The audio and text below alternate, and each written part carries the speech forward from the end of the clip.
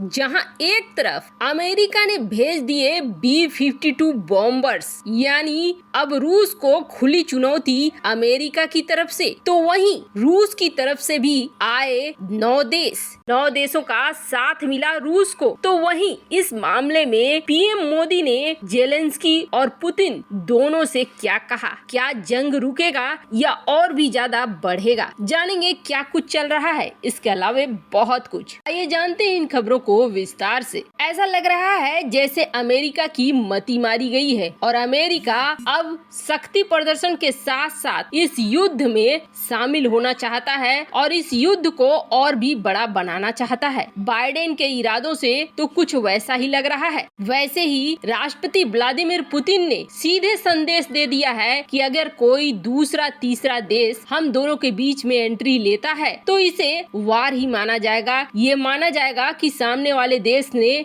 हमले का ऐलान कर दिया है। अब ये जो ऐलान हुआ है, इसके साथ साथ पुतिन ने ब्रिटेन को लेकर एक बयान दिया था कि ब्रिटेन ने हथियार दिए हैं यूक्रेन को, ये चीज रूस भूलेगा नहीं। और देखिए उसका असर क्या हुआ। ब्रिटेन के रॉयल एयर फोर्स स्टेशन से अमेरिका का B-52 बॉम्बर उड़ान भरता है और ये उड़ान रोमानिया में जाकर खत्म नहीं होता है। रोमानिया से होते हुए ये युद्धाभ्यास करने के लिए पहुंच जाता है और युद्धाभ्यास के नाम पर ये आखिरी इलाके जो यूक्रेन से काफी सटे हुए हैं वहां तक पहुंच जाता है। कोल्ड वार के जमाने के अमेरिका के B-52 बॉम्बर्स जो एक बार में 70,000 पाउंड के पेलोड को लेकर 12,874 किलोमीटर तक की दूरी तक B-52 बॉम्बर की क्षमता बहुत ज्यादा है। 12,874 किलोमीटर तक की उड़ान ये आसानी से भर लेता है और एक विमान किसी भी बड़े शहर को तबाह करने की क्षमता रखता है,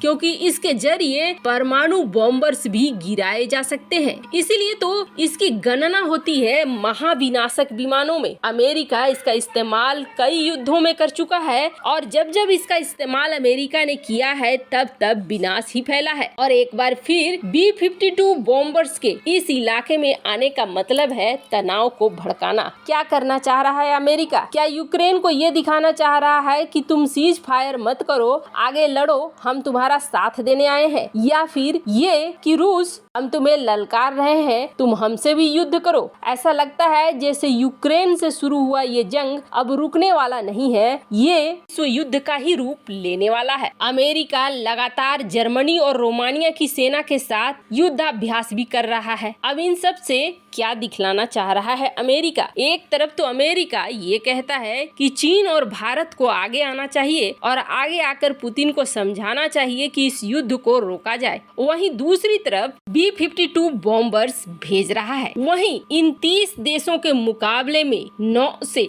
10 देश हैं जो रूस के साथ आ गए हैं। रूस के साथ आए ये देश अपना अपना कर्जा